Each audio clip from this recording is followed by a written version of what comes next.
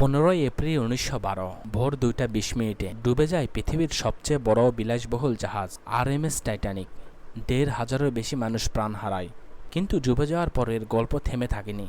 Titanic ডুবে যাওয়ার প্রায় 2.5 ঘন্টা পর আসে আরএমএস কারপাথিয়া। সমুদ্রের বুকে ভেসে বেড়ানো 700 জনকে উদ্ধার করে। নিখোঁজদের পরিবারের জন্য এটি ছিল একটি ছোট স্বস্তির বার্তা। যাত্রীদের পরিবাররা হৃদয় বিদারক পরিস্থিতির মুখোমুখি হন।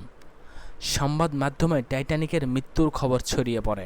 এই দুর্ঘটনা সামুদ্রিক ইতিহাসের এক ভয়ঙ্কর ঘটনা হয়ে যায়। কিন্তু 73 বছর পর 1985 সালে ফরাসি বিজ্ঞানী রবার্ট বাল্ডার্ড একদল বৈজ্ঞানিকদের সঙ্গে মিলিত হয়ে টাইটানিকের ধ্বংসাবশেষ আবিষ্কার করেন। সমুদ্র পৃষ্ঠ থেকে প্রায় 12,600 ফুট নিচে এখনও নিস্তব্ধভাবে রয়েছে টাইটানিক। জাহাজটি 2 ভাগে বিভক্ত হয়ে রয়েছে। সম্মুখভাগ সমুদ্রের তলদেশে, পেছনের অংশ থেকে কিছুটা দূরে।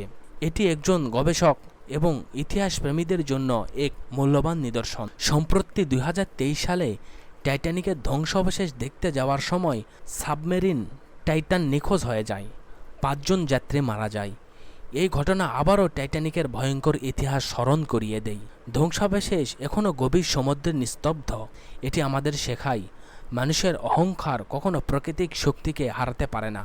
টাইটানিক শুধুমাত্র একটি জাহাজ নয়, এটি হাজারো হারানো প্রাণের স্মৃতি, ইতিহাসের এক করুণ পাঠ এবং সমুদ্রের রহস্যময় সৌন্দর্যের প্রতীক।